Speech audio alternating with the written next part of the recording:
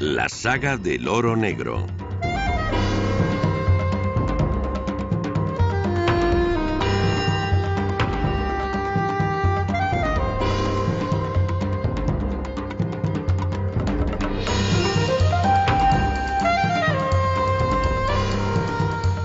Apenas 100 años después del comienzo de la civilización del automóvil, los expertos advierten de que hemos consumido la mitad de las reservas mundiales del petróleo que la naturaleza tardó millones de años en producir.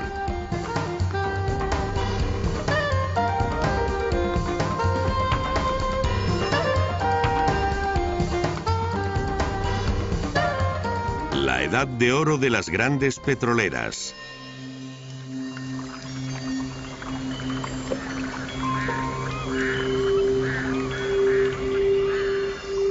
En cuanto se descubrió petróleo en grandes cantidades, se crearon importantes empresas, casi todas angloamericanas, para extraer, refinar, transportar y comercializar el oro negro.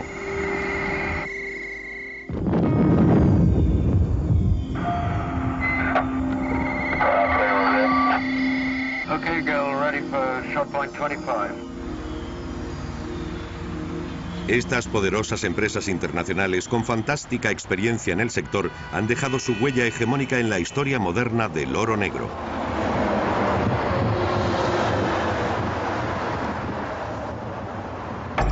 La fiebre del oro negro.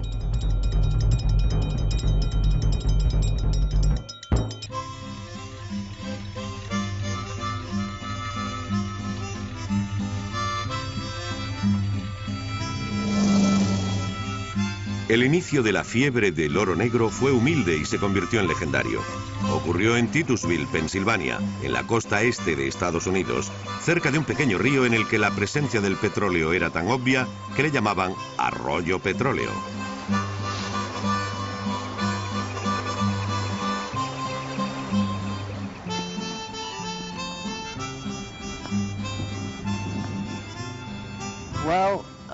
Al principio, el petróleo emergía del suelo en algunos lugares y la gente veía espuma en pequeños ríos. Algunos llegaron incluso a cogerlo en pequeñas corrientes y riachuelos. Esto indica que se filtraba de manera natural.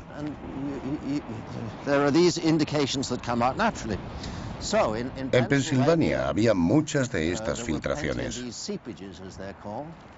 En 1859, Edwin Drake fue el primero en perforar deliberadamente el primer pozo para extraerlo. Alcanzó una profundidad de solo 20 metros y brotó el petróleo. Cuando llegó a la superficie, la gente se dio cuenta de su valor y de que si estaba allí, podía haber más. Perforaron en zonas próximas y en cuestión de unos 5 años se supo dónde había petróleo. La gente lo relacionó con las estructuras geológicas. Ya existía la ciencia de la geología y se pudo estudiar la relación entre esas estructuras llamadas anticlinales, que son como un arco formado por el plegamiento de las rocas y el petróleo se acumula en la parte superior. Se empezó a estudiar de una manera práctica y cuando encontraban esa estructura con petróleo, seguían su pista hasta encontrar otra. A los pocos años de hacer los primeros pozos se comprendió la esencia de la búsqueda de petróleo. Drake era un aventurero en busca de fortuna. Se hacía pasar por coronel para mejorar su reputación y encontrar socios más fácilmente. Era el arquetipo del pionero del petróleo americano y muchos otros siguieron su ejemplo.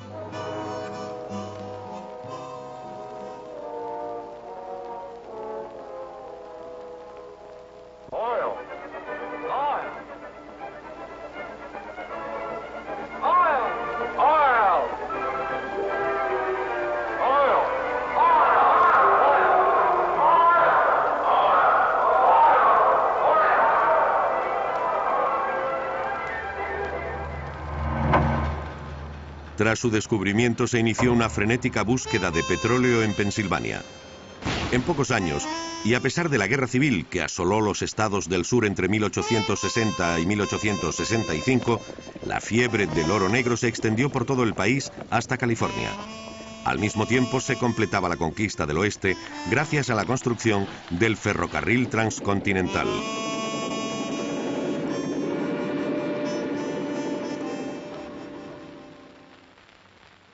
En 1850, algunas décadas antes del automóvil, la necesidad de petróleo aumentó debido al desarrollo del transporte en tren y la mecanización.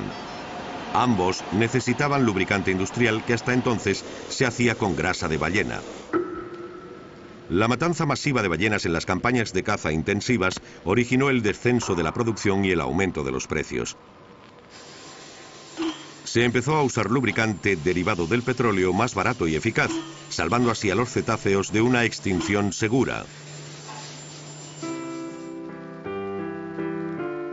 Al mismo tiempo ocurría un gran cambio en la iluminación doméstica cuando la lámpara de petróleo dejó de ser un privilegio de la clase rica. Empezaron a multiplicarse los vendedores de aceite de parafina, incluso en los lugares más remotos del planeta. Los pozos de petróleo norteamericanos los abastecían a todos.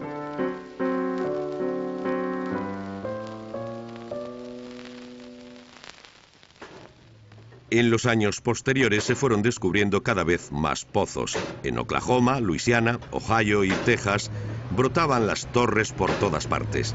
Según un periódico local, formaban un bosque tan denso que se podía pasar de un pozo a otro sin tocar el suelo. Esta proliferación se debió principalmente a una peculiaridad de la legislación. En Estados Unidos, al contrario que en la mayoría de países europeos, el subsuelo no pertenece al Estado, sino al propietario del terreno. Aprovechándose de esta ley, miles de pequeños terratenientes se convirtieron en prospectores de cualquier trozo de tierra que poseyeran.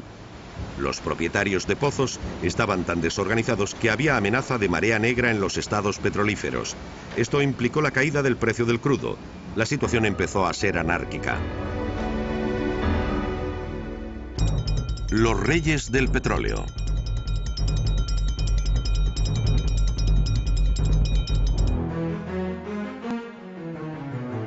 Un ambicioso John D. Rockefeller, de 24 años, comprendió que podría hacer fortuna con la situación.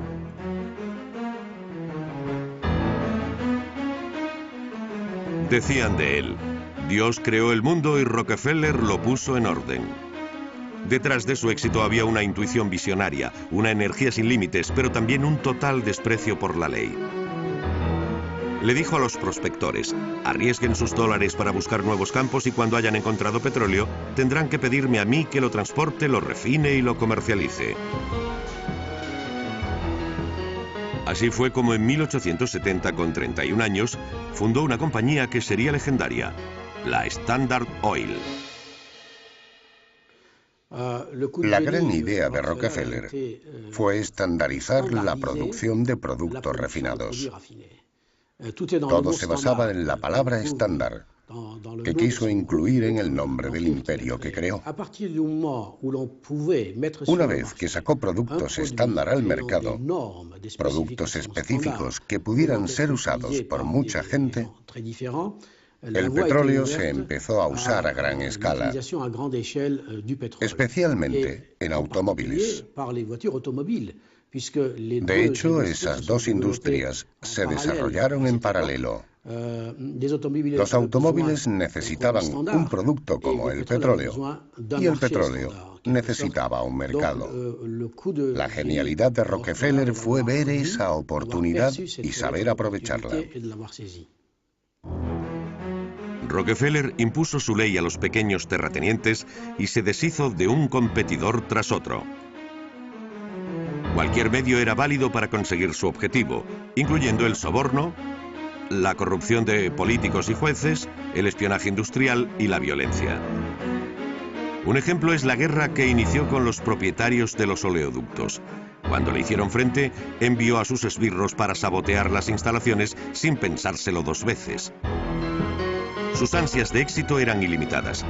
En solo unos años, Rockefeller forjó un auténtico imperio del petróleo, contando con 70 empresas integradas en la Standard Oil. En el país de la libre empresa, el enorme poder de Rockefeller lo convirtió en el hombre más odiado de Estados Unidos. La prensa descargó su furia contra él en violentas campañas. Y lo que es más, en 1890, presionado por magnates del petróleo independientes, casi arruinados, el Congreso aprobó la Ley Sherman antimonopolio. Tras una batalla legal de 20 años, Rockefeller fue obligado a dividir su Standard Oil en 34 empresas. A pesar de estos pequeños contratiempos, Rockefeller logró mantener su poder, su fortuna y su influencia en el sector. John D. Rockefeller entró en el negocio poco después del descubrimiento del petróleo en el pozo Drake. Era un genio organizativo y un duro competidor, justo lo que se necesitaba en ese primer periodo. Estudió la industria y vio el caos. Con su mentalidad y su alma de contable, llegó al convencimiento de que era el único que podría imponer orden.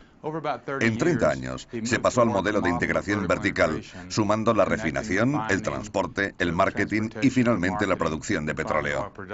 Se convirtió en el modelo de todas las grandes empresas del sector en Norteamérica para los siguientes 75 años. Con la aceleración de la globalización industrial, el modelo de Rockefeller pronto fue adoptado al otro lado del Atlántico a través de una empresa anglo-holandesa con una concha como símbolo. La Royal Dutch Shell nació de la relación entre dos aventureros, Marcus Samuel y Charles Detterding. El primero tenía una empresa llamada Shell, cuyo negocio, como su nombre indicaba, era el transporte de conchas exóticas desde lo que hoy es Indonesia a Holanda.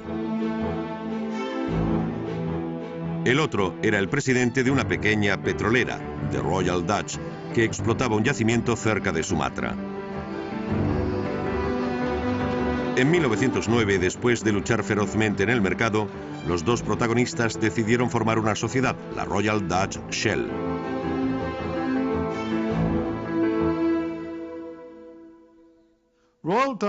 Royal Dutch Shell fue una de las primeras en la globalización de la industria del petróleo, el equivalente europeo a la Standard Oil de Rockefeller. El hombre más poderoso de esta nueva combinación fue Henry Detterding, la figura europea equivalente a John D. Rockefeller en Estados Unidos. Transformó la Royal Dutch Shell en una empresa global antes de la Primera Guerra Mundial. Royal Dutch Shell pronto entró en competencia con Standard Oil en todos los yacimientos del mundo. En Rumanía, por ejemplo, en la frontera con los Cárpatos, la centenaria labor artesana empezó a convertirse en industrial a finales del siglo XIX.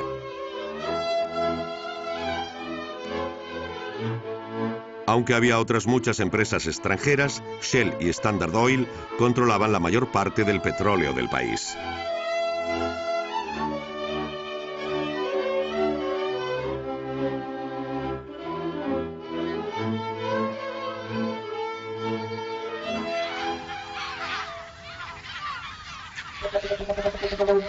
En Azerbaiyán, en la región de Bakú, en el Mar Caspio, las grandes compañías se lanzaron a una dura batalla tan feroz como el número de yacimientos. Uno de ellos, Bibi Eibat, uno de los campos más grandes del mundo, empezó a ser explotado en 1901. 2500 años antes, los fuegos eternos de Bakú, que solían iniciarse espontáneamente, fueron el origen del culto persa a Zaratustra. Desde entonces, siempre se explotó el petróleo en superficie. En 1875, los hermanos Nobel, junto a las empresas Rothschild y Shell, promovieron una explotación más racional. Ello incluía la construcción de una línea férrea y un oleoducto de Bakú a Batumi en el Mar Negro, de donde procedía el aceite de parafina distribuido en la Europa occidental. De las lámparas de aceite a los automóviles. Una de las grandes revoluciones del transporte de todos los tiempos empezó a tomar forma a principios del siglo XX, en una época en la que las lámparas de aceite estaban a punto de ser sustituidas por el gas primero y después por la electricidad. Esta revolución daría al combustible derivado del petróleo el importante papel que mantiene hoy. Al llegar al siglo XX, la industria había producido queroseno para la iluminación y la cocina. Al mismo tiempo, en Estados Unidos y en Europa, se trabajaba en la automoción. El motor de vapor, el eléctrico y el de combustión interna de gasolina eran los principales competidores en la industria. En 1900 no estaba claro qué tipo de automóvil dominaría el futuro. Con el descubrimiento de enormes recursos en Texas después de Oklahoma y Luisiana, el suroeste de Estados Unidos aseguró que el petróleo sería la fuente de energía para la industria del automóvil. Una vez que eso estuvo claro, Henry Ford y otros fabricantes se lanzaron a la producción en serie de coches que quemaban gasolina refinada del petróleo. Para los años 20, la industria del automóvil y el consumo generalizado de gasolina se convirtieron en los impulsores del crecimiento de la industria petrolera. La industria del automóvil, como la del petróleo, prosperó en Estados Unidos. Ello revolucionó la vida cotidiana de esta nación de pioneros y la puso a la cabeza de los países industrializados. El responsable de esta revolución fue un joven agricultor de Michigan aficionado a la mecánica, Henry Ford. En 1896 hizo su primer automóvil. Tenía 4 cilindros y un motor de 4 caballos. Ford se dio cuenta del increíble potencial que representaba este nuevo medio de transporte comparado con lo que era hasta ese momento, un artículo de lujo reservado a clientes ricos. Su sueño de producir un automóvil barato y popular chocaba con el alto coste de fabricación. Encontró una solución cuando aplicó los métodos de Charles Taylor en su fábrica de Detroit. Charles Taylor era un economista e ingeniero que inventó una teoría sobre la organización científica del trabajo industrial. Ford tenía por fin los medios gracias a la cadena de montaje y a la división del trabajo que hacía de los obreros máquinas humanas altamente eficientes. En 1908 inició la producción de un revolucionario automóvil desarrollado un año antes, el famoso Modelo T, una especie de precursor del Jeep, barato y robusto. En 15 años se vendieron 15 millones del Modelo T en todo el mundo. Se convirtió en el símbolo de la civilización del automóvil e hizo triunfar al combustible derivado del petróleo.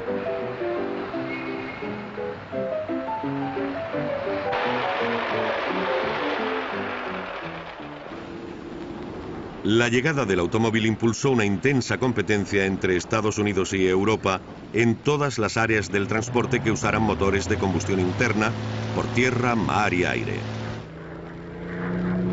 Los aviones definitivamente le ganaron la batalla a los objetos volantes ligeros, que eran versiones modernas de los viejos globos de Montgolfier. La supremacía del carbón recibió su primer golpe cuando en la Marina empezaron a usarse motores diésel alimentados con petróleo. El gobierno británico, potencia naval en aquel momento, comenzó a interesarse pronto por el petróleo en aras del cambio tecnológico del carbón al oro negro. El gobierno británico se interesó por el petróleo a principios del siglo XX porque era un combustible superior al carbón para la Marina. Gran Bretaña en aquella época estaba implicada en una carrera por la supremacía naval con la Alemania imperial. Esa fue la razón principal de que el gobierno británico viera la importancia estratégica de contar con petróleo.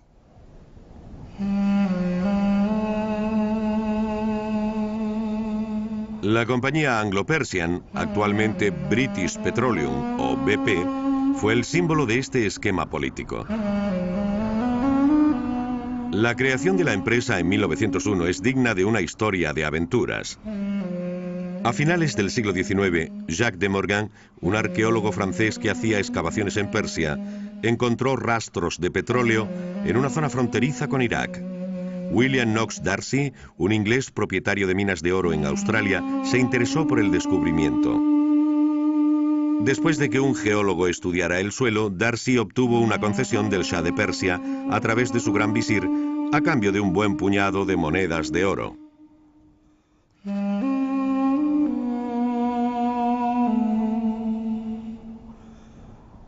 Los comienzos fueron duros. Los perforadores de Darcy tenían que transportar el equipo sobre ruedas de metal remolcadas. Era un monstruo arrastrado por mulas sobre caminos de cabras a través de regiones semiáridas, 200 kilómetros desde el puerto de Abadán.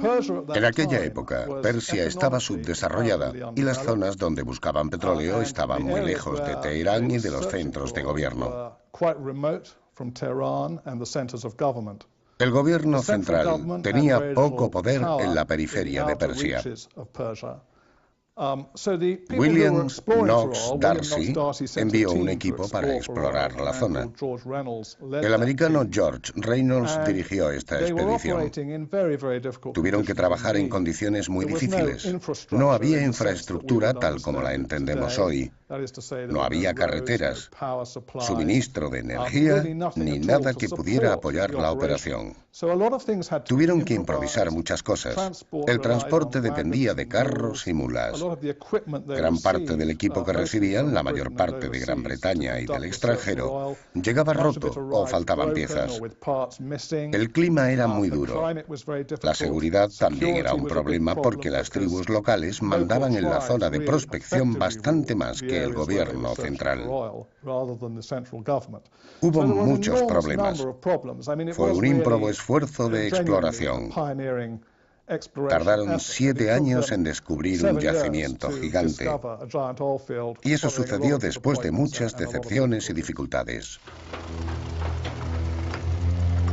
Darcy gastó una fortuna en los 7 años que estuvo perforando sin éxito. El almirante Fisher, partidario del uso de petróleo por la Marina, fue el único que le apoyó. 3 años después, Darcy decidió rendirse. Envió una nota a su equipo desde Londres, pero esta no llegó y siguieron perforando. Entonces, una tremenda explosión sacudió la región de Masjid y Suleimán, la mezquita de Salomón, seguida de un chorro de 15 metros de crudo.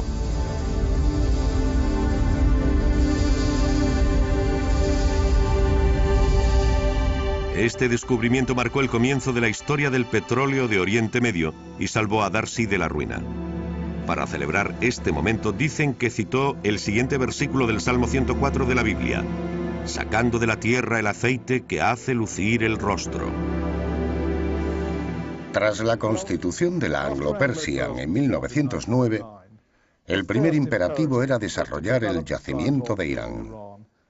Era el primero de grandes proporciones descubierto en Oriente Medio. La auténtica ventaja de la Anglo-Persian, la razón de que tuvieran un gran papel en la industria internacional del petróleo, es que fue la primera en Oriente Medio. La clave de su desarrollo fue explotar el yacimiento, construir un oleoducto y una refinería, y así los productos se podían comercializar para automóviles, barcos y demás. Anglo-Persian se desarrolló del mismo modo que otras grandes empresas de América, o como la Royal Dutch Shell. Adoptó una estructura muy similar. Se convirtió en lo que hoy llamamos una empresa integrada verticalmente.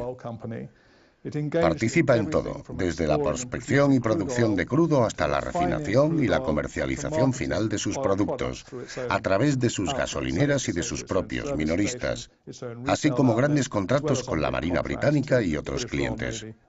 Desarrolló una gran presencia internacional basada en su acceso a abastecimientos grandes y baratos para producir crudo persa. Esa fue la clave.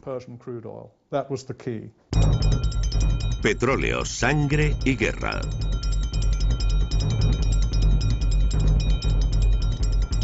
Unos años después, el gobierno británico se hizo con la mayoría de las acciones de la Anglo-Iranian por iniciativa del joven ministro de Marina de la época, Winston Churchill. Estaba convencido de la importancia estratégica que tendría el petróleo en caso de futuros conflictos. La Primera Guerra Mundial, que estalló poco después, demostró que tenía razón. Sin embargo, esta guerra había comenzado de una manera muy convencional, con cargas heroicas de caballería y fuertes ataques de la infantería, curtida en 1000 batallas. Entonces empezó a tomar forma una auténtica revolución en el arte de la guerra. El glorioso episodio de los taxis de Marne fue su prólogo. En 1914 fueron requisados 1100 taxis parisinos para transportar a 5000 soldados al frente que los alemanes amenazaban con romper. París se salvó de la capitulación gracias a la rapidez de la intervención. El gran cambio ocurrió 2 años después, tras la terrible batalla de Verdún, cuando el alto mando adoptó el concepto de guerra industrial. Se basó en el uso masivo de tropas motorizadas. Carros de combate, camiones de transporte de tropas, artillería autopropulsada, aviones y submarinos que dieron al ejército un poder de movimiento y destrucción sin precedentes. A partir de entonces, tener petróleo se convirtió en asunto vital para los países en guerra. Los franceses, que dependían de los aliados británicos para el suministro, no estaban preparados para tal revolución. Sus reservas se estaban agotando. En 1917, Georges Clemenceau, jefe del gobierno, se vio obligado a pedir ayuda a sus aliados americanos. Envió un telegrama a Woodrow Wilson, presidente de Estados Unidos, que acababa con la famosa frase: si los aliados no quieren perder la guerra, cuando llegue el momento del golpe final a Alemania, Francia debería tener petróleo, que es tan necesario para la victoria como la sangre. Se satisficieron sus exigencias. 3 semanas después recibió más de 40.000 toneladas de combustible que tuvieron un importante papel en la victoria aliada un año después, con el armisticio del 11 de noviembre de 1918. Ese episodio estuvo lleno de lecciones. Por un lado, en 1918, había un monopolio del Estado en la importación de petróleo. Aunque nuestro país ha sido de tradición liberal, el Estado aumentó aún más su poder durante la guerra. Por otro lado, hombres como Clemenceau, Henri Béranger o Louis Pinot, preocupados por el asunto del petróleo, pensaron que debían encontrar una solución para después de la guerra. La Primera Guerra Mundial hizo que Francia se diera cuenta de su debilidad, que el petróleo resulta absolutamente indispensable durante una guerra. El cártel de las 7 hermanas.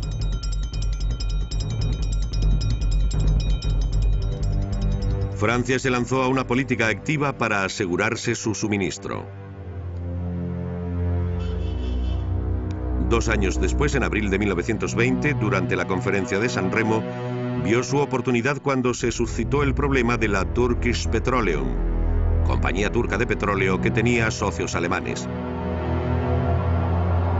Su origen databa del periodo de preguerra, cuando Irak seguía siendo Mesopotamia, una provincia del Imperio Otomano. Kalous Gulbenkian, un brillante hombre de negocios de origen armenio, estaba muy interesado en el petróleo de esta región. Logró captar a 3 socios de intereses muy diferentes: la Anglo-Persian, Shell Oil y un banco alemán, el Deutsche Bank. Antes de que se perforara el primer pozo, la Turkish Petroleum quedó inactiva por el estallido de la guerra.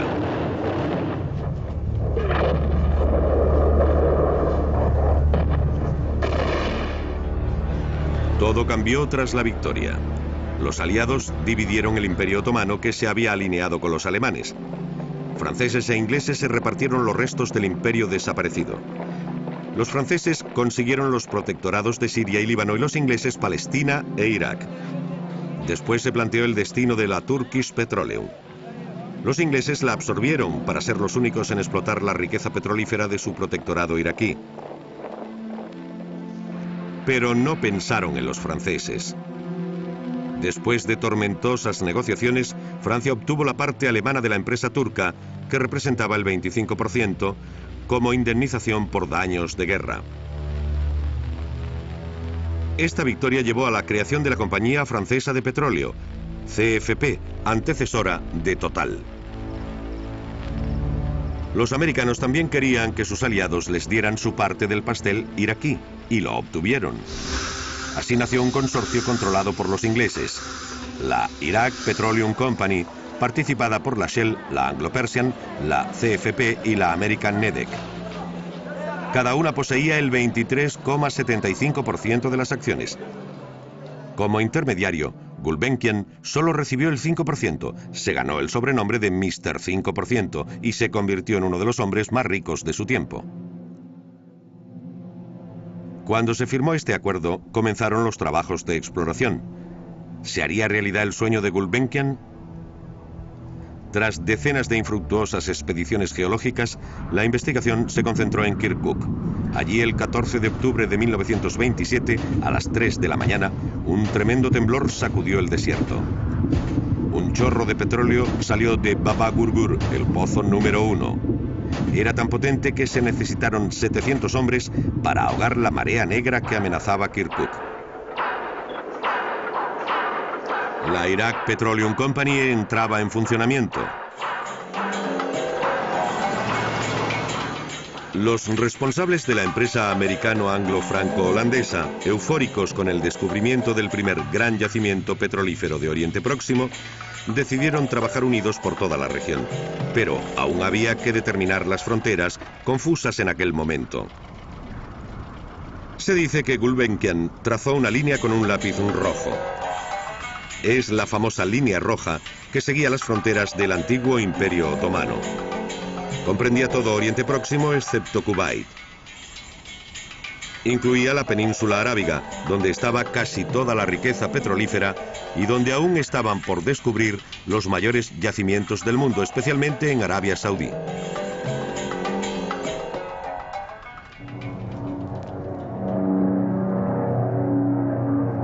Desde el final de la Primera Guerra Mundial, el petróleo había supuesto un profundo cambio en las sociedades de los países industriales. La creación de la Iraq Petroleum Company era su mejor ejemplo. Estados Unidos, el primer productor, consumidor y exportador, mantuvo la supremacía hasta finales de los años 60.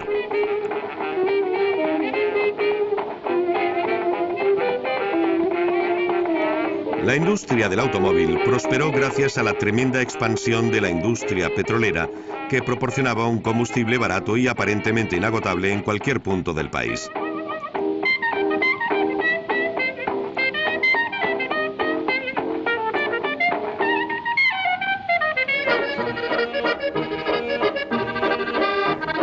Europa experimentaba el mismo fenómeno, pero a menor escala.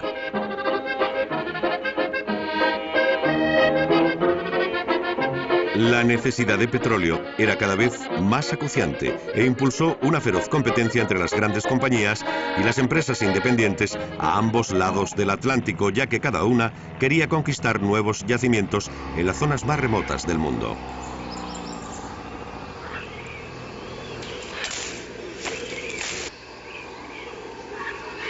De esta caza del tesoro, que a veces parecía una campaña colonial, surgió un nuevo héroe. Erudito y aventurero, el geólogo de petróleo, que vivió entonces su momento de gloria, se convirtió en el héroe moderno. Un geólogo de petróleo es en muchos sentidos un científico, pero no es el típico científico que podríamos encontrar en un laboratorio. Es más bien una mezcla entre un médico y quizá un detective. Cuenta con cierta información, ciertos conocimientos, pero debe imaginar lo que ocurre en medio. No puede ver lo que hay dentro de la Tierra. No sabe lo que ocurrió en el período Jurásico, así que debe tener cierta dosis de imaginación. Por otra parte, tampoco se puede dejar volar la imaginación. Hay que aplicar una lógica rigurosa al análisis. Se podría decir que buscamos pistas. No conseguimos toda la información que necesitamos. Encontramos indicios, pistas aquí o allí, y las relacionamos. O, por hacer otra analogía, se podría decir que somos como un médico que analiza el estado de un paciente.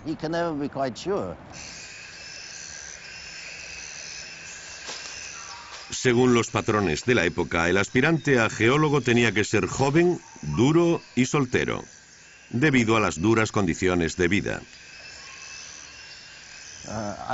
En cierta ocasión, fuimos a un pequeño pueblo en el oeste de Colombia. Al final del día salimos a la carretera para volver andando al pueblo. De repente, al volver a una esquina, aparecieron 50 soldados colombianos con armas automáticas, apuntándonos. Pensé en hacer algo. cualquier cosa que no fuera agresiva. Por casualidad tenía un bocadillo en el bolsillo, así que me senté y me lo comí, pensando que nadie tendría el valor de disparar a una persona que estuviera comiendo. Al fin llegó un oficial al que pudimos explicarle quiénes éramos, pero nos confundió con bandidos. En Colombia es práctica habitual disparar primero y preguntar después.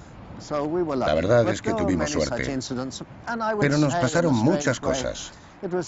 Yo diría que de alguna manera era una buena vida porque éramos libres. Viajaba durante meses con aquellos fantásticos compañeros que trabajaban conmigo. Era emocionante y divertido y nos librábamos del trabajo burocrático, de los directores y de todo aquello. Hacías tu trabajo y tomabas tus propias decisiones. La gente que vive esas experiencias es un poco más independiente en su manera de ser y de comportarse, y eso implica que no siempre encaja en la empresa moderna.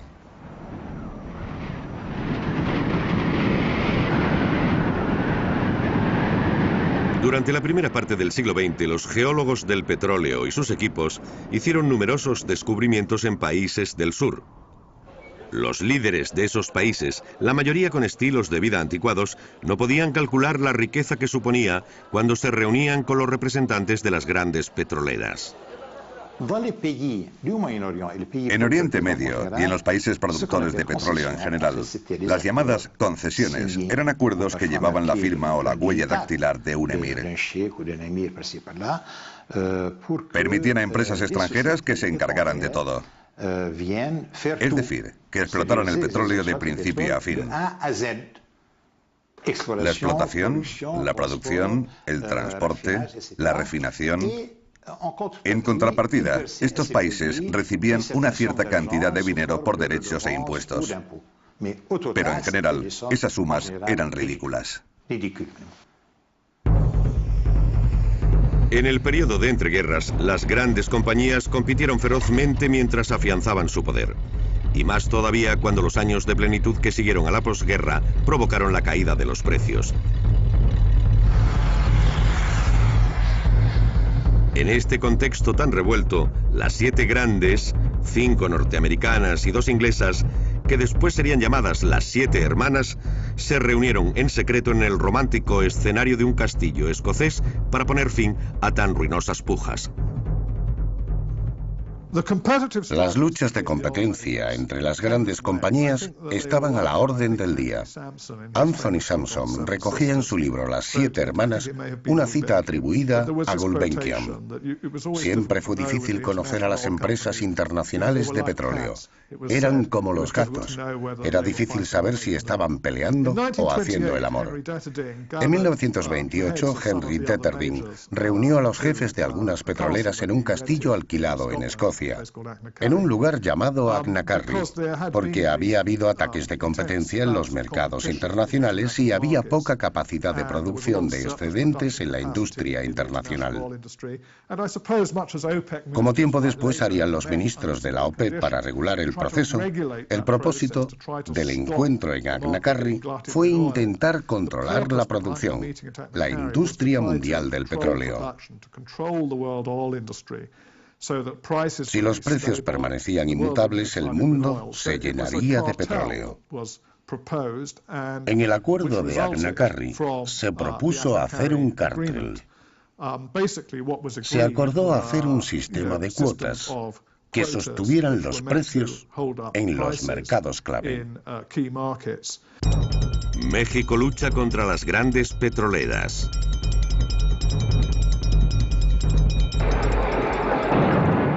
Durante las siguientes décadas, los países del sur intentaron con mayor o menor éxito librarse del control de las 7 hermanas. El primer intento fue en México. Este país estaba bajo la influencia de Norteamérica, pero tenía una larga tradición revolucionaria.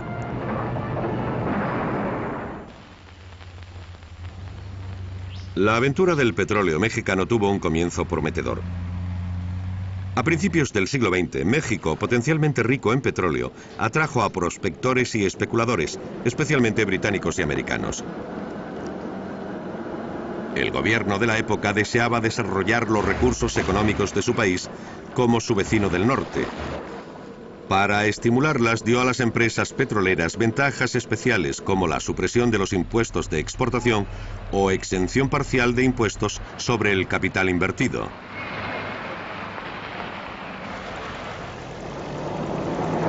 En principio, esta política de puertas abiertas permitió que la producción se desarrollara a buen ritmo, incrementada por el descubrimiento de numerosos yacimientos. Las grandes compañías que se comportaban como si fueran propietarias del país conocieron entonces su edad de oro.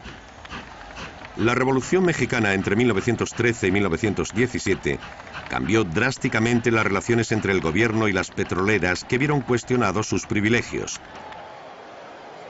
La creación de la Confederación de Trabajadores en 1918 y la formación del Sindicato del Petróleo en 1935 modificaron seriamente el equilibrio de poder dentro de las empresas. En 1936, el sindicato presentó un convenio colectivo que contemplaba aumento de salarios. Las petroleras se negaron con el pretexto de que no conseguían beneficios. A mediados de 1937 comenzó una huelga general, mientras una comisión de expertos declaraba que las compañías eran asombrosamente ricas. El gobierno exigió que se satisficieran las reclamaciones de los trabajadores.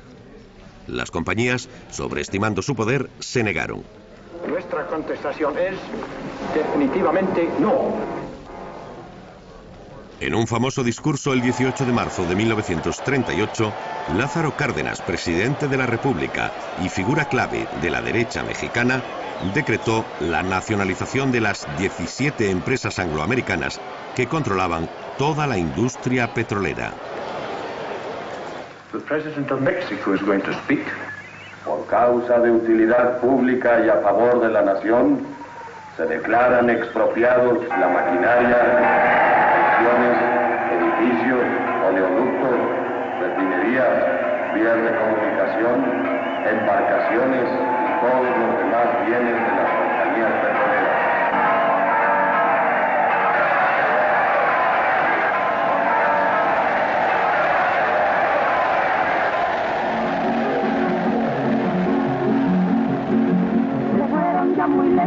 Los grandes poderosos y a nuestra linda tierra vinieron a explotar. En un gran brote de solidaridad, el país se movilizó para ayudar a los obreros a quienes la huelga había sumido en una extrema pobreza.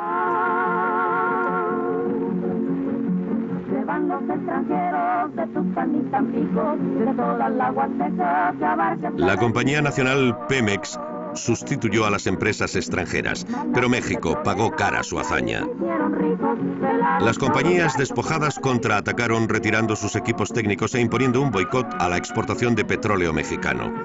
Y se trasladaron a una Venezuela entonces más dócil. La producción se colapsó y México tardó 10 años en recuperar la prosperidad perdida.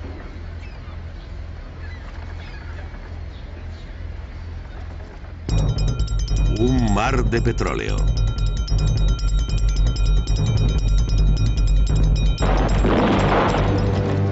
Desgraciadamente, los ecos de la victoria de México sobre las petroleras quedarían sofocados por la belicosidad que asolaba Europa con el ascenso del fascismo. España, devastada por una guerra civil entre 1936 y 1939, se convirtió en un campo de pruebas, utilizado especialmente por la Alemania nazi, alineada con Franco. Su Legión Cóndor experimentó una nueva táctica aérea de bombardeo en alfombra sobre Guernica. Este trágico episodio fue el preludio del uso masivo de fuerzas mecanizadas y aéreas durante la Segunda Guerra Mundial.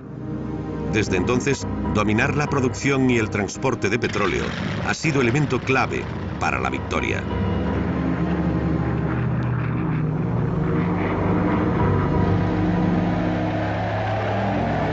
Pese al impresionante despliegue de fuerza, Alemania necesitaba petróleo. Se podría decir que la ventaja decisiva de los aliados en la Segunda Guerra Mundial fue su acceso a grandes cantidades de combustible de aviación de alto octanaje. Los alemanes en Europa no tenían ese tipo de combustible y a mitad de la guerra usaban combustibles sintéticos hechos por esclavos en campos de trabajo, mientras que Estados Unidos tenía infinitos recursos en aquel momento y capacidad para convertir ese crudo en combustible para la aviación. Resultó crucial en los cielos de Europa en la Segunda Guerra Mundial.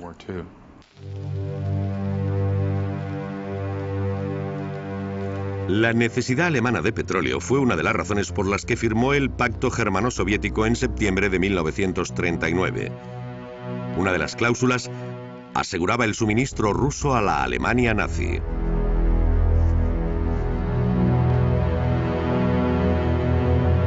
Hasta 1941, cuando se rompió el pacto, 900.000 toneladas de petróleo del Mar Caspio impulsaron el esfuerzo bélico alemán en el frente occidental.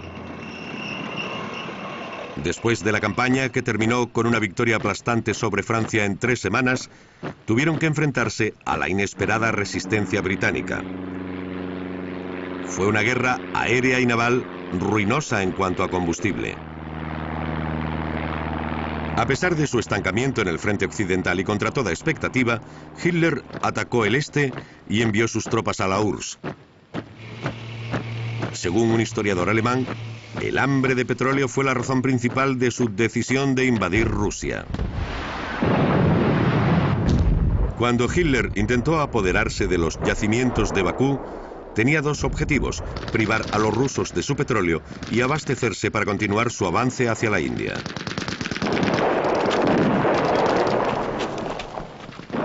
La rápida reacción del Ejército Rojo junto a su feroz resistencia durante la batalla de Stalingrado puso fin a las ambiciones alemanas en 1942.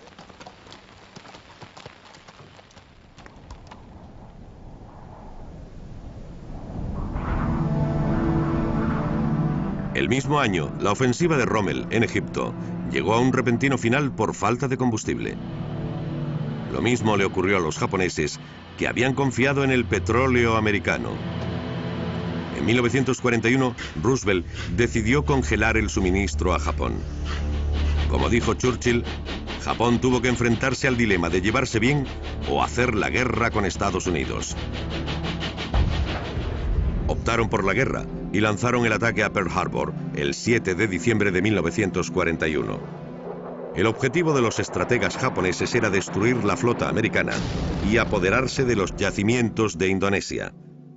Esta aplastante derrota hizo que Estados Unidos entrara en la guerra, abriendo así un tercer frente en el Océano Pacífico.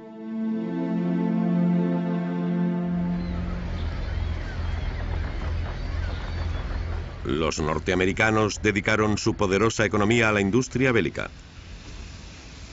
El petróleo fluía libremente. Gran número de petroleros, buques de guerra y aviones cruzaron el Atlántico de Estados Unidos a Inglaterra. Gran Bretaña, preparándose para el día D, almacenaba un enorme arsenal.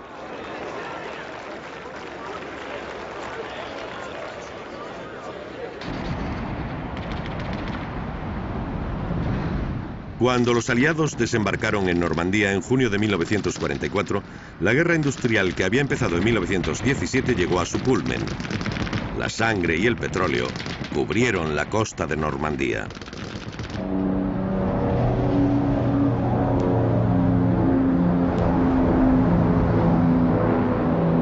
Como Churchill escribió en sus memorias, cuando los alemanes fueron derrotados, la victoria aliada navegó en un mar de petróleo. El final de la Segunda Guerra Mundial marcó un momento crucial en la historia del petróleo que a partir de entonces se dejó arrastrar por la locura. Después de la guerra, se hizo un gran esfuerzo para reconstruir el país. Este esfuerzo consumió mucha energía, pero fue seguido por un rápido crecimiento económico. Este crecimiento significó un aumento del consumo de energía y del petróleo en particular. El petróleo se convirtió en la fuente de energía más importante durante la posguerra, dejando al carbón en un segundo plano.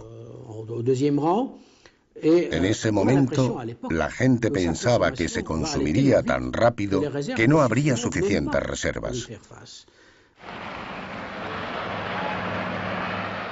En 1945, la recuperación económica de Europa y Japón era espectacular. Habían empezado en un entorno de ruinas y pobreza, pero la importante ayuda norteamericana, a través del Plan Marshall, así como el deseo del gobierno y la población de olvidar los horrores de la guerra, hicieron posible este milagro. En Francia este periodo fue apodado los 30 gloriosos. A pesar de la Guerra Fría que amenazaba la paz en el mundo, el viejo continente europeo se veía abocado a una sociedad de pleno empleo y consumismo. Siguió el ejemplo de su colega americana que impuso sus modelos y mitos en todo el planeta. Jeeps, vaqueros, jazz, cacahuetes de las raciones de los soldados, chicas bronceadas de los anuncios y películas en Technicolor barrieron la tristeza y los miedos de los años de la ocupación. Los europeos también descubrían las maravillas de los productos derivados del petróleo y los objetos de plástico invadieron todos los hogares. El tejido sintético fue otro milagro de la industria petroquímica que tuvo un gran éxito en Europa. Cuando volvió la paz, ingeniosas modistas frustradas por 4 años de penurias transformaron los paracaídas del ejército norteamericano en blusas y trajes de verano. El nylon se convirtió en el símbolo de la modernidad.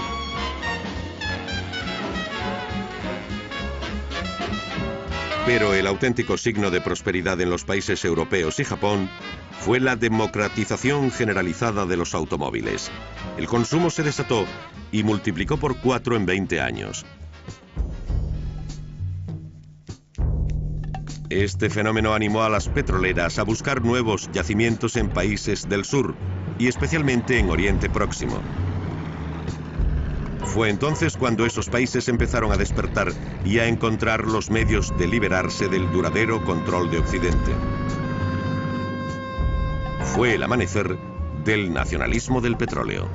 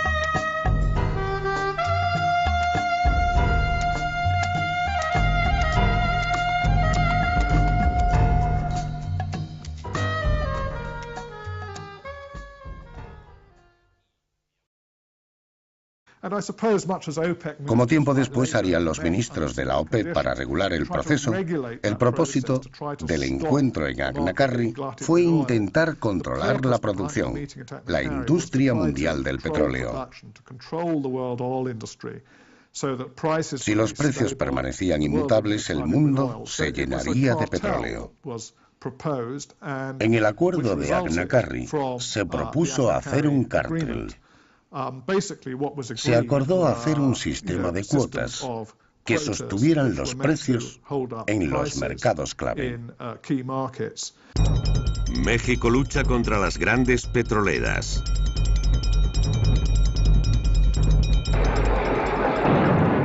Durante las siguientes décadas, los países del sur intentaron con mayor o menor éxito librarse del control de las 7 hermanas. El primer intento fue en México.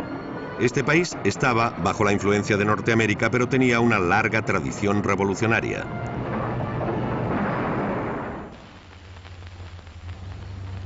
La aventura del petróleo mexicano tuvo un comienzo prometedor. A principios del siglo XX, México, potencialmente rico en petróleo, atrajo a prospectores y especuladores, especialmente británicos y americanos. El gobierno de la época deseaba desarrollar los recursos económicos de su país como su vecino del norte. Para estimularlas, dio a las empresas petroleras ventajas especiales como la supresión de los impuestos de exportación o exención parcial de impuestos sobre el capital invertido.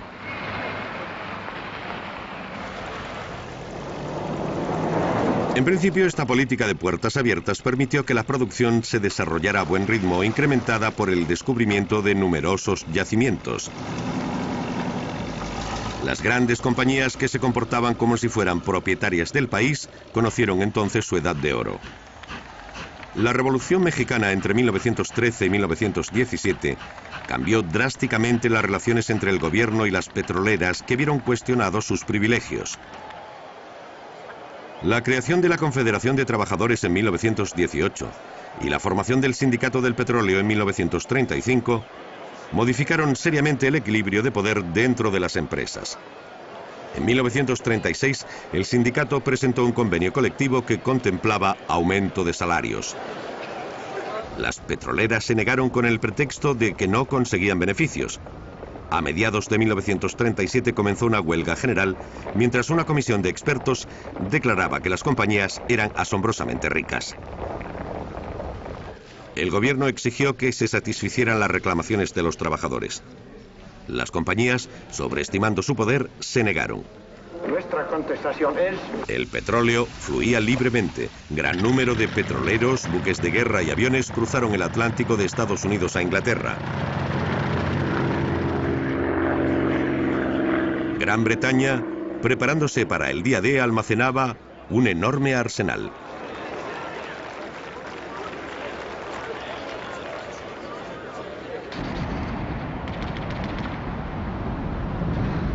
Cuando los aliados desembarcaron en Normandía en junio de 1944, la guerra industrial que había empezado en 1917 llegó a su culmen. La sangre y el petróleo cubrieron la costa de Normandía.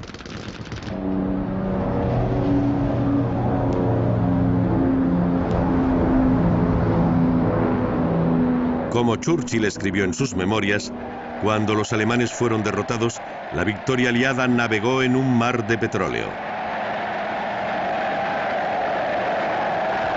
El final de la Segunda Guerra Mundial marcó un momento crucial en la historia del petróleo que a partir de entonces se dejó arrastrar por la locura.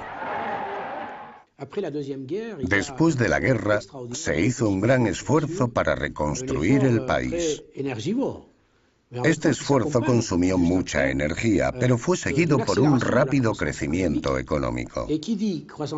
Este crecimiento significó un aumento del consumo de energía y del petróleo en particular. El petróleo se convirtió en la fuente de energía más importante durante la posguerra, dejando al carbón en un segundo plano. En ese momento, la gente pensaba que se consumiría tan rápido que no habría suficientes reservas. En 1945, la recuperación económica de Europa y Japón era espectacular. Habían empezado en un entorno de ruinas y pobreza, pero la importante ayuda norteamericana, a través del Plan Marshall, así como el deseo del gobierno y la población de olvidar los horrores de la guerra, hicieron posible este milagro.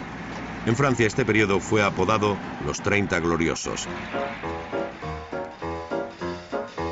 A pesar de la Guerra Fría que amenazaba la paz en el mundo, el viejo continente europeo se veía abocado a una sociedad de pleno empleo y consumismo.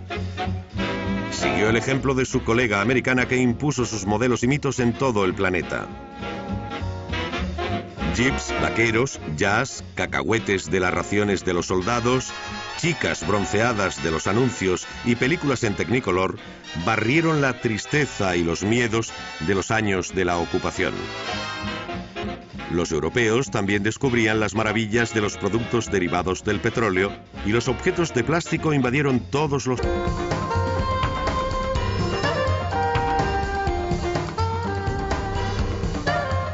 La La edad de oro de las grandes petroleras.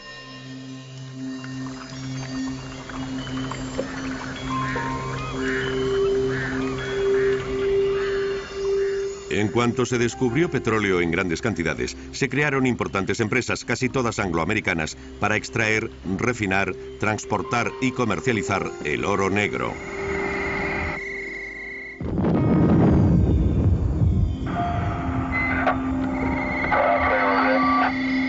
Okay, Gil, ready for short point 25. Estas poderosas empresas internacionales con fantástica experiencia en el sector han dejado su huella hegemónica en la historia moderna del oro negro.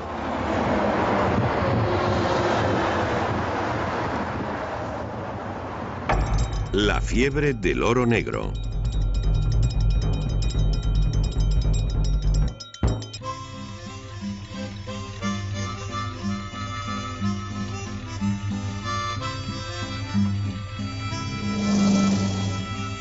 El inicio de la fiebre del oro negro fue humilde y se convirtió en legendario. Ocurrió en Titusville, Pensilvania, en la costa este de Estados Unidos, cerca de un pequeño río en el que la presencia del petróleo era tan obvia que le llamaban Arroyo Petróleo.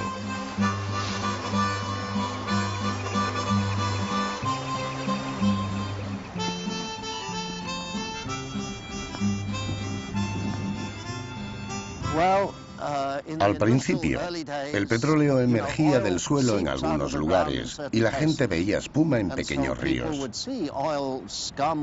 Algunos llegaron incluso a cogerlo en pequeñas corrientes y riachuelos. Esto indica que se filtraba de manera natural.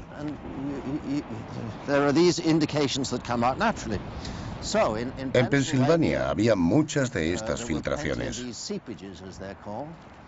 En 1859, Edwin Drake fue el primero en perforar deliberadamente el primer pozo para extraerlo. Alcanzó una profundidad de solo 20 metros y brotó el petróleo. Cuando llegó a la superficie, la gente se dio cuenta de su valor y de que si estaba allí, podía haber más. Perforaron en zonas próximas y en cuestión de unos 5 años se supo dónde había petróleo. La gente lo relacionó con las estructuras geológicas. Ya existía la ciencia de la geología y se pudo estudiar la relación entre esas estructuras llamadas anticlinales, que son como un arco formado. Años después del comienzo de la civilización del automóvil, los expertos advierten de que hemos consumido la mitad de las reservas mundiales del petróleo que la naturaleza tardó millones de años en producir.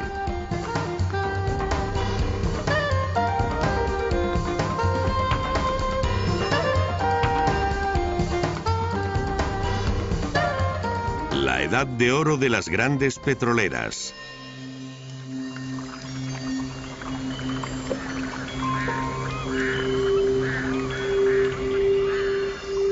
En cuanto se descubrió petróleo en grandes cantidades, se crearon importantes empresas, casi todas angloamericanas, para extraer, refinar, transportar y comercializar el oro negro.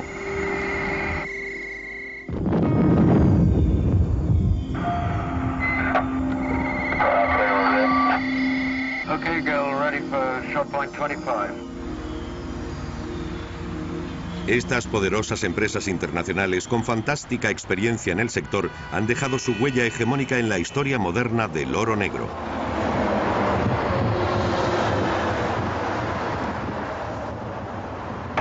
La fiebre del oro negro.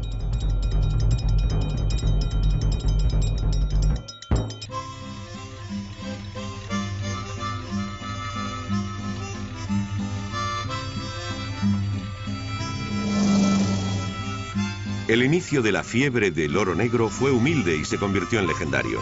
Ocurrió en Titusville, Pensilvania, en la costa este de Estados Unidos, cerca de un pequeño río en el que la presencia del petróleo era tan obvia que le llamaban Arroyo Petróleo.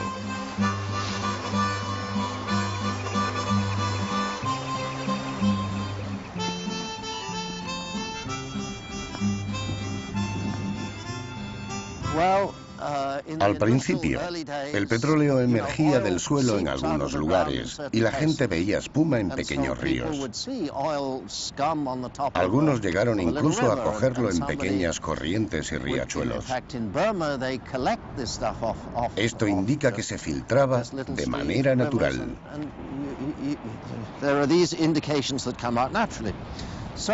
En Pensilvania había muchas de estas filtraciones.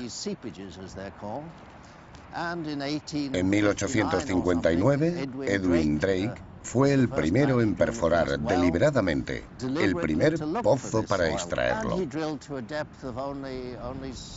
Alcanzó una profundidad de solo 20 metros y brotó el petróleo. Cuando llegó a la superficie, la gente se dio cuenta de su valor y de que si estaba allí, podía haber más.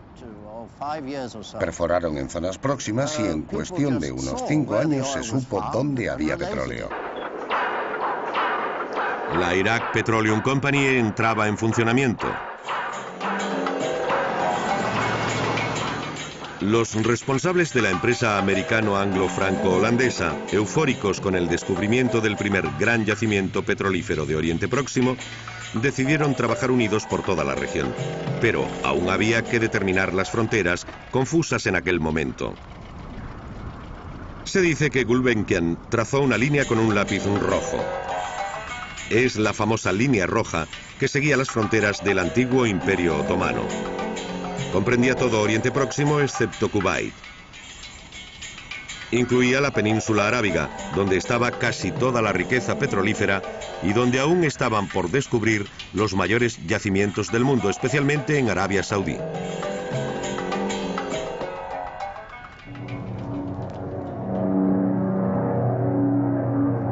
Desde el final de la Primera Guerra Mundial, el petróleo había supuesto un profundo cambio en las sociedades de los países industriales. La creación de la Iraq Petroleum Company era su mejor ejemplo. Estados Unidos, el primer productor, consumidor y exportador, mantuvo la supremacía hasta finales de los años 60.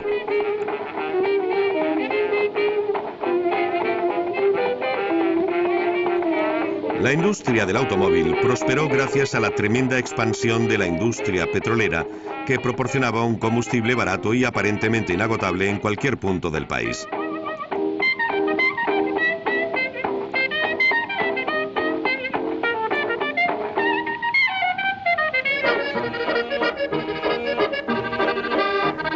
Europa experimentaba el mismo fenómeno, pero a menor escala.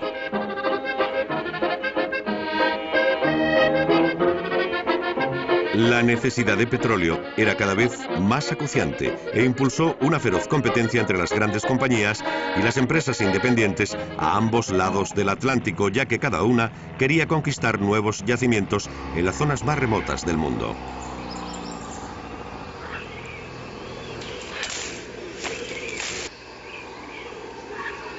De esta caza del tesoro, que a veces parecía una campaña colonial, surgió un nuevo héroe.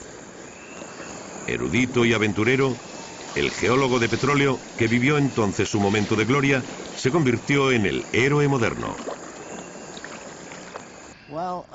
Un geólogo de petróleo es en muchos sentidos un científico, pero no es el típico científico que podríamos encontrar en un laboratorio.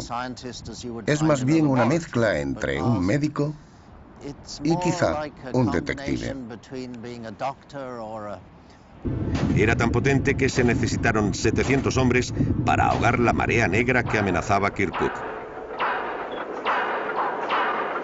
La Iraq Petroleum Company entraba en funcionamiento.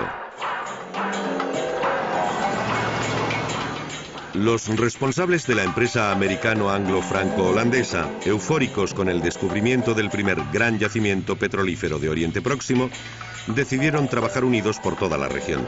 Pero aún había que determinar las fronteras, confusas en aquel momento. Se dice que Gulbenkian trazó una línea con un lápiz rojo. Es la famosa línea roja que seguía las fronteras del antiguo Imperio Otomano. Comprendía todo Oriente Próximo excepto Kuwait.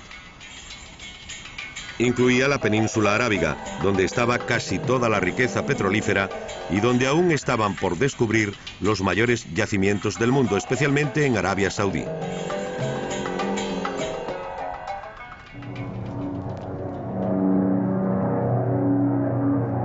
Desde el final de la Primera Guerra Mundial, el petróleo había supuesto un profundo cambio en las sociedades de los países industriales. La creación de la Iraq Petroleum Company era su mejor ejemplo. Estados Unidos, el primer productor, consumidor y exportador, mantuvo la supremacía hasta finales de los años 60.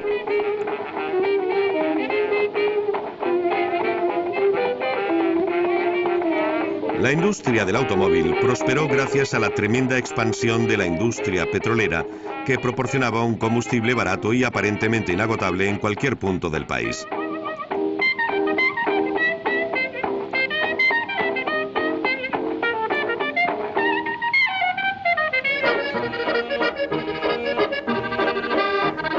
Europa experimentaba el mismo fenómeno, pero a menor escala.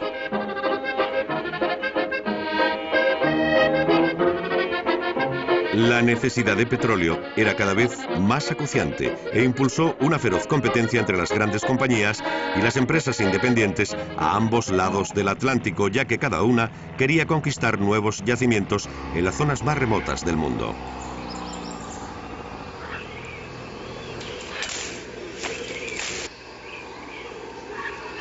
De esta caza del tesoro, que a veces parecía una campaña colonial, surgió un nuevo héroe. Erudito y aventurero, el geólogo de petróleo, que vivió entonces su momento de gloria, se convirtió en el héroe moderno. Un geólogo de petróleo es en muchos sentidos un científico, pero no es el típico científico que podríamos encontrar en un laboratorio. Es más bien una mezcla. Europa experimentaba el mismo fenómeno, pero a menor escala.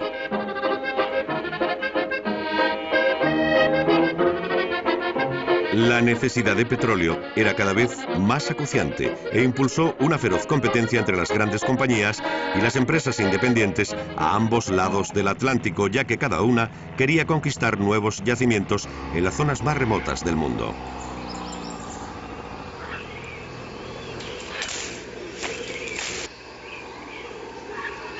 De esta caza del tesoro, que a veces parecía una campaña colonial, surgió un nuevo héroe. Erudito y aventurero, el geólogo de petróleo, que vivió entonces su momento de gloria, se convirtió en el héroe moderno. Un geólogo de petróleo es en muchos sentidos un científico, pero no es el típico científico que podríamos encontrar en un laboratorio. Es más bien una mezcla entre un médico y quizá un detective. Cuenta con cierta información, ciertos conocimientos, pero debe imaginar lo que ocurre en medio. No puede ver lo que hay dentro de la Tierra. No sabe lo que ocurrió en el período Jurásico, así que debe tener cierta dosis de imaginación. Por otra parte, tampoco se puede dejar volar la imaginación. Hay que aplicar una lógica rigurosa al análisis. Se podría decir que buscamos pistas. No conseguimos toda la información que necesitamos. Encontramos indicios, pistas aquí o allí, y las relacionamos. O, por hacer otra analogía, se podría decir que somos como un médico que analiza el estado de un paciente.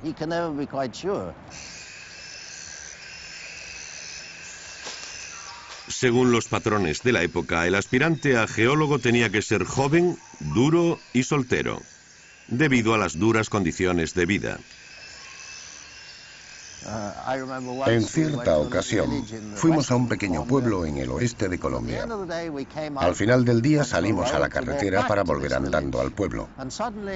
De repente, al volver a una esquina, aparecieron 50 soldados colombianos con armas automáticas, apuntándonos. Pensé en hacer algo, Cualquier cosa que no fuera agresiva. Por casualidad tenía un bocadillo en el bolsillo, así que me senté y me lo comí, pensando que nadie tendría el valor de disparar a una persona que estuviera comiendo. Al fin llegó un oficial al que pudimos explicarle quiénes éramos. Pero nos confundió con bandidos. Querían que sus aliados les dieran su parte del pastel iraquí, y lo obtuvieron. Así nació un consorcio controlado por los ingleses, la Iraq Petroleum Company, participada por la Shell, la Anglo-Persian, la CFP y la American Nedec. Cada una poseía el 23,75% de las acciones. Como intermediario, Gulbenkian solo recibió el 5%, se ganó el sobrenombre de Mr. 5% y se convirtió en uno de los hombres más ricos de su tiempo. Cuando se firmó este acuerdo, comenzaron los trabajos de exploración. ¿Se haría realidad el sueño de Gulbenkian? Tras decenas de infructuosas expediciones geológicas, la investigación se concentró en Kirkuk. Allí, el 14 de octubre de 1927, a las 3 de la mañana, un tremendo temblor sacudió el desierto. Un chorro de petróleo salió de Baba Gurgur, el pozo número 1. Era tan potente que se necesitaron 700 hombres para ahogar la marea negra que amenazaba Kirkuk. La Iraq Petroleum Company entraba en funcionamiento. Los responsables de la empresa americano-anglo-franco-holandesa, eufóricos con el descubrimiento del primer gran yacimiento petrolífero de Oriente Próximo, decidieron trabajar unidos por toda la región. Pero aún había que determinar las fronteras, confusas en aquel momento. Se dice que Gulbenkian trazó una línea con un lápiz rojo. Es la famosa línea roja que seguía las fronteras del antiguo Imperio Otomano. Comprendía todo Oriente Próximo excepto Kuwait. Incluía la península arábiga, donde estaba casi toda la riqueza petrolífera y donde aún estaban por descubrir los mayores yacimientos del mundo, especialmente en Arabia Saudí.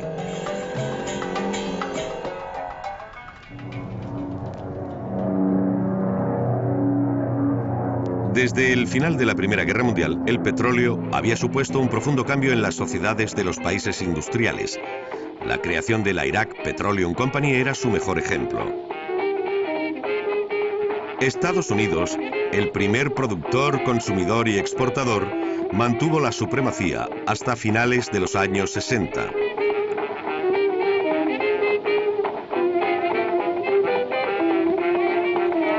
La industria del automóvil prosperó gracias a la tremenda expansión de la industria petrolera, que proporcionaba un combustible barato y aparentemente inagotable en cualquier punto del país.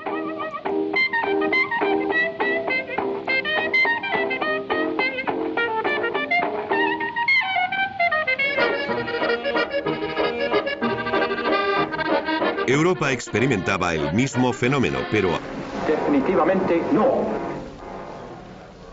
en un famoso discurso el 18 de marzo de 1938, Lázaro Cárdenas, presidente de la República y figura clave de la derecha mexicana, decretó la nacionalización de las 17 empresas angloamericanas que controlaban toda la industria petrolera. The President of Mexico is going to speak. Por causa de utilidad pública y a favor de la nación, se declaran expropiados la maquinaria, edificios, oleoductos, refinerías, vías de comunicación, embarcaciones y todos los demás bienes de las compañías petroleras.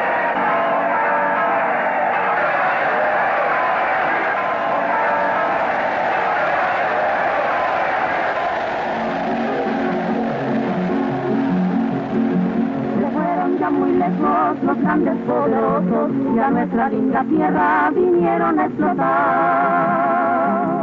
En un gran brote de solidaridad, el país se movilizó para ayudar a los obreros a quienes la huelga había sumido en una extrema pobreza.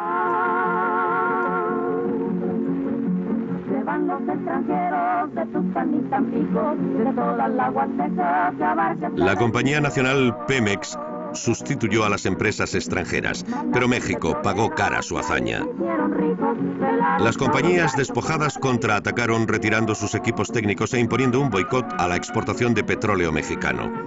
Y se trasladaron a una Venezuela entonces más dócil. La producción se colapsó y México tardó 10 años en recuperar la prosperidad perdida.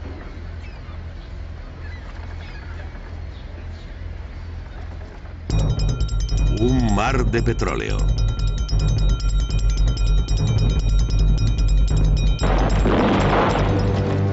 Desgraciadamente, los ecos de la victoria de México sobre las petroleras quedarían sofocados por la belicosidad que asolaba Europa con el ascenso del fascismo.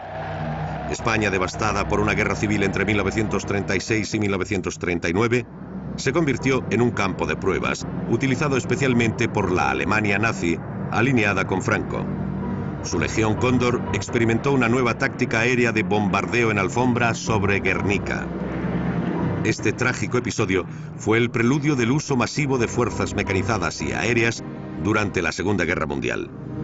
Desde entonces, dominar la producción y el transporte de petróleo ha sido elemento clave para la victoria.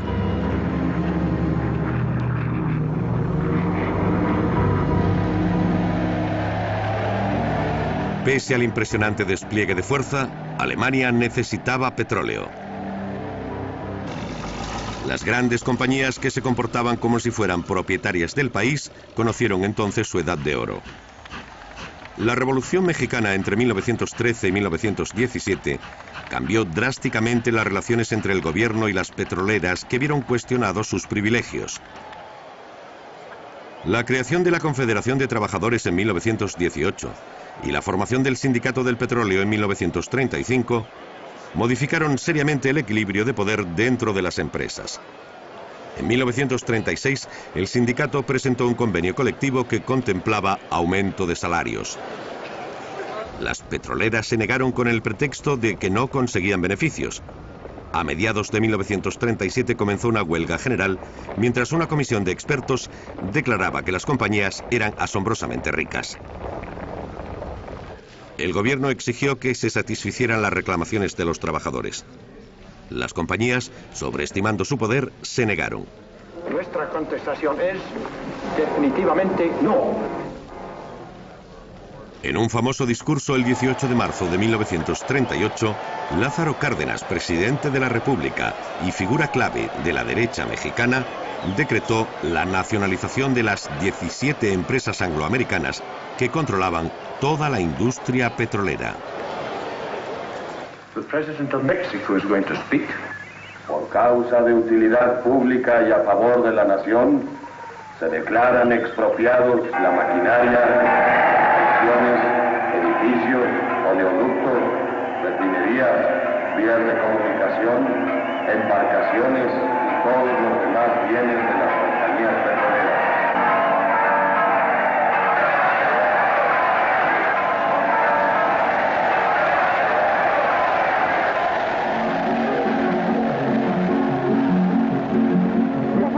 Muy lejos los grandes poderosos y a nuestra linda tierra vinieron a explotar. En un gran brote de solidaridad, el país se movilizó para ayudar a los obreros a quienes la huelga había sumido en una extrema pobreza.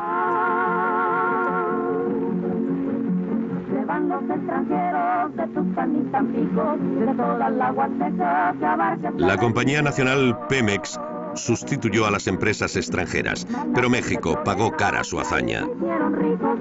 Las compañías despojadas contraatacaron retirando sus equipos técnicos e imponiendo un boicot a la exportación de petróleo mexicano. Y se trasladaron a una Venezuela entonces más dócil. La producción se colapsó y México tardó 10 años en recuperar la prosperidad perdida.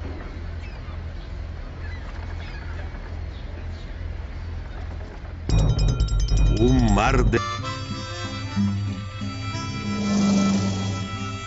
El inicio de la fiebre del oro negro fue humilde y se convirtió en legendario. Ocurrió en Titusville, Pensilvania, en la costa este de Estados Unidos, cerca de un pequeño río en el que la presencia del petróleo era tan obvia que le llamaban Arroyo Petróleo.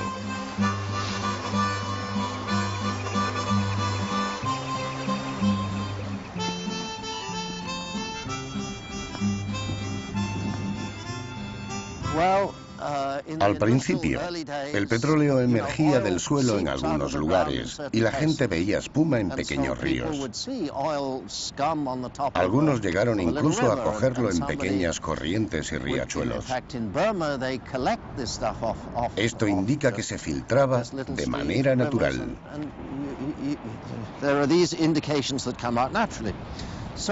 En Pensilvania había muchas de estas filtraciones.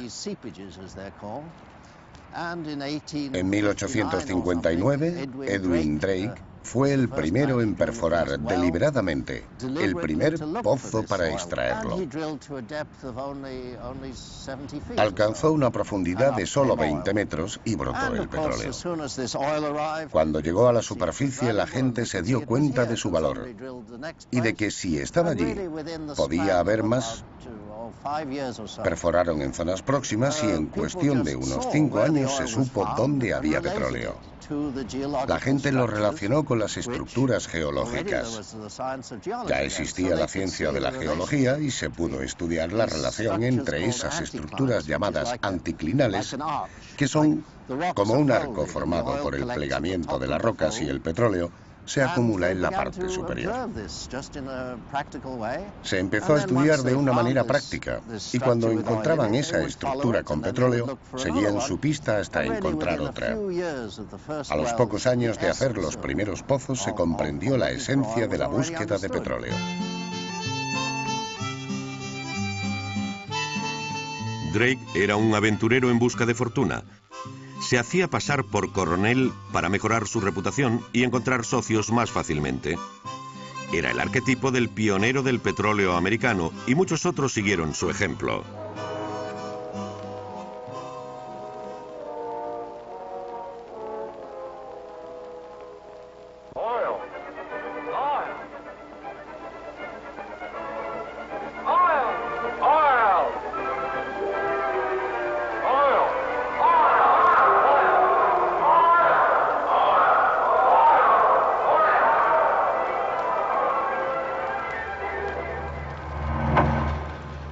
Tras su descubrimiento se inició una frenética a finales del siglo XIX.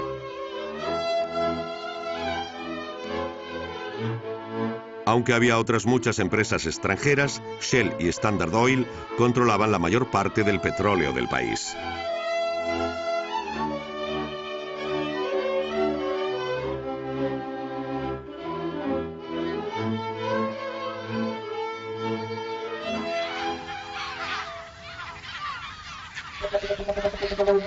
En Azerbaiyán, en la región de Bakú, en el Mar Caspio, las grandes compañías se lanzaron a una dura batalla tan feroz como el número de yacimientos.